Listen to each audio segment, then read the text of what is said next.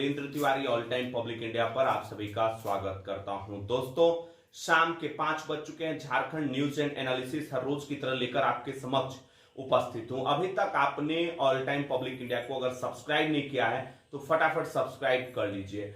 दोस्तों, रूपा तिर्की मामले में बहुत बड़ा अपडेट आया है। हाईकोर्ट में जो अर्जी उनके पिता देवनाथ उरांव ने लगाई थी, उस पूरे मसले को लेकर ये लगातार चल रहा था। आप जानते हैं कि मेन स्ट्रीम मीडिया तो इस चीज को दिखा नहीं रहा था, क्योंकि मेन स्ट्रीम मीडिया का अभी पूरा जोर जो है अफगानिस्तान मसले को लेकर है।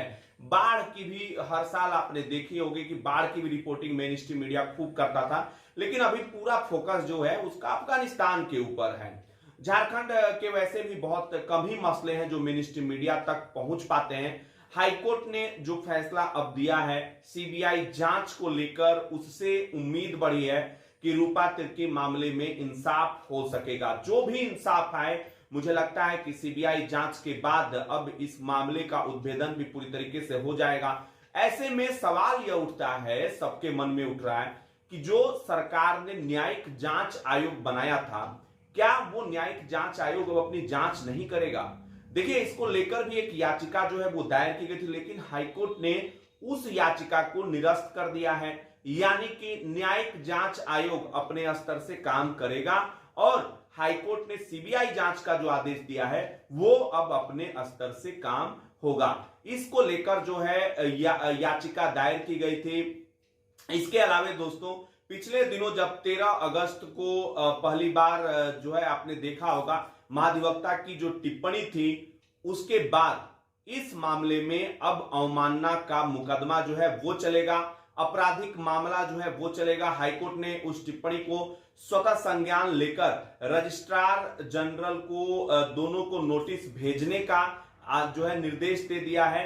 इस पूरे मसले पर ऑल टाइम पब्लिक इंडिया ने हमेशा से आपको सच्चाई से अवगत कराया। दरअसल मामला ये था, जस्टिस एसके द्विवेदी की अदालत में सुनवाई चल रही थी। महाधिवक्ता ने कहा कि पिछले डेट पर माइक्रोफोन ऑन रह गया था। रूपा तिर्की मामले के जो वकील थे, उनके पिता के प्रार्थी के, उनका माइक्रोफोन ऑन रह गया था और वो यह कह रहे थे कि इस पूरे मसले पर फैसला जो है उनके प्रार्थी के हक में आएगा। और इसी को लेकर जब ये विवाद आगे बढ़ा तो फिर आप जानते हैं, फिलहाल इस पूरे मसले पर ऑल टाइम पब्लिक इंडिया की निगाह है। लेकिन एक अपडेट अपने तमाम दर्शकों को दे दूं, मामला खंडपीठ में आगे की सुनवाई के लिए हस्तांतरित कर दिया गया है। तो जस्टिस एसके द्विवेदी की अदालत में जिस तरीके से पहले जो बयानबाजियां हुई थी, ऐसा झारखंड में पहली बार होगा। पहली बार महाधिवक्ता अपर महाधिवक्ता पर अवमानना का मुकदमा चलेगा। विशेषज्ञों से बातचीत करने के बाद पता चला कि अभी भी महाधिवक्ता और अपर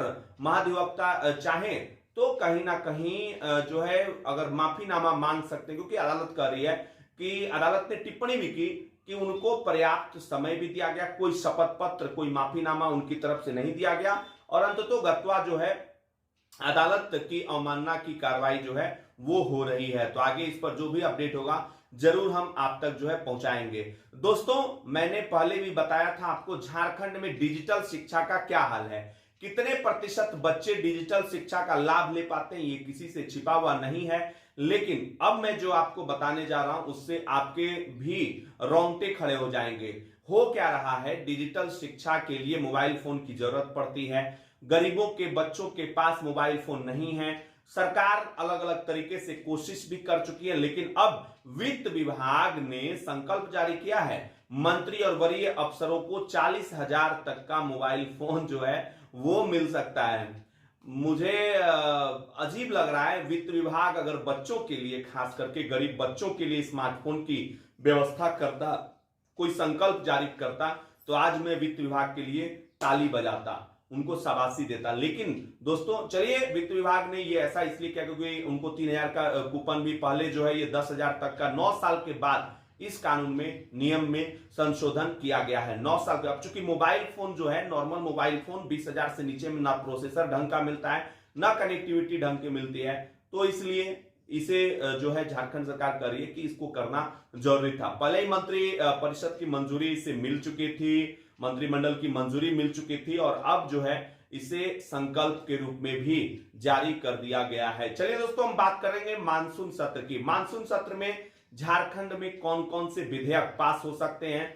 9 दिनों का ये जो पूरा टेन्योर होगा, मुझे लगता है 9 तारीख तक, माफ कीजिएगा।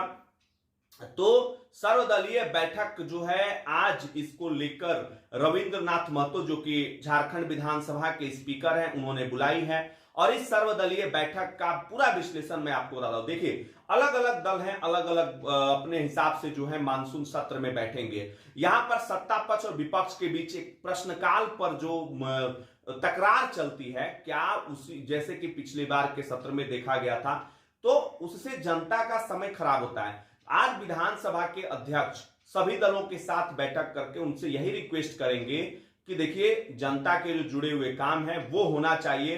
हर ऑल टाइम पब्लिक इंडिया ये रिक्वेस्ट करती है कि जो नियोजन नीति है उस पर खूब चर्चा हो जाए, क्योंकि बाद में जाकर अगर नियोजन नीति पर कुछ दिक्कतें होती है तो मुझे लगता है कि कहीं ना कहीं उन तमाम विद्यार्थी अभ्यर्थियों के साथ ये अन्याय होगा जो लगातार इस तलाश में थे कि उनके साथ न्याय होगा। हिंदी पट्टी में खास करके झारखंड को भी ले लें, झारखंड, बिहार, यूपी, इन सब जगहों पर संक्रमण की दर दोस्तों कमी हो गई। इस खबर का ये विश्लेषण यही है कि सबकी निगाह है कोरोना की तीसरी लहर को लेकर, जिस तरीके से लगातार चेतावनियां जारी की गई थी उसको देखते हुए ये एक राहत भरी खबर फिलहाल के लिए हो सकती है।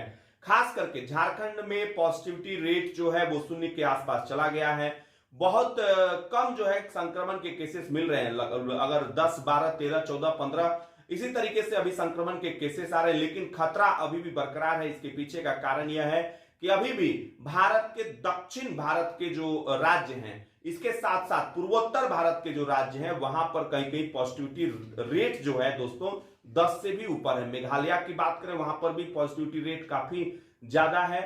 तो कहीं ना कहीं जब वहां से प्रवासी के रूप में झारखंड लोग आएंगे तो फिर संकट बना हुआ है। ऐसा नहीं है कि कोरोना का प्रकोप पूरी तरीके से खत्म हो गया, हम असावधानी बरतें, कोविड प्रोटोकॉल का पालन न करें, ये तमाम चीजें।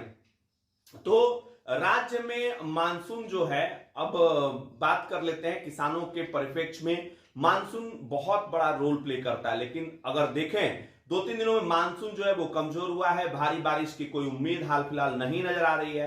पिछले दिनों ये कहा गया था कि मानसून जो है अच्छा खासा बरसेगा, लेकिन अभी 2 से 3 दिनों में मानसून जो है वो और कमजोर पड़ने की उम्मीद है। तो किसानों के लिए चिंता की बात, हालांकि जो भी निगाह बनाए रखेंगे इस खबर पर भी। और दोस्तों एक बात कर लेते हैं, कोरोना के बीच में रसोई गैस सिलेंडर और कमर्शियल सिलेंडर के भी दाम लगातार बढ़ रहे हैं। पिछले 31 दिनों में 3 बार गैस के दाम बढ़ाए गए हैं। तो कहीं ना कहीं महंगाई का भी बहुत बड़ा जो है एक तरीके से योगदान कह सकते हैं इसको। योगदान तो नहीं कहेंगे क्योंकि महंगाई जो है कहीं से भी ठीक बात नहीं है। तो सरकार को गैस की कीमतों पर नियंत्रण करने के लिए जो भी प्रयास उठाने चाहिए करने चाहिए, ताकि जनता को उसका लाभ मिल सके। फिलहाल के लिए इतना ही, लेते हैं आपसे इजाजत, मिलेंगे नए अपडेट के साथ। तब तक के लिए नमस्कार, जय हिंद, जय भारत, जोहार झारखंड, जय झारखंड।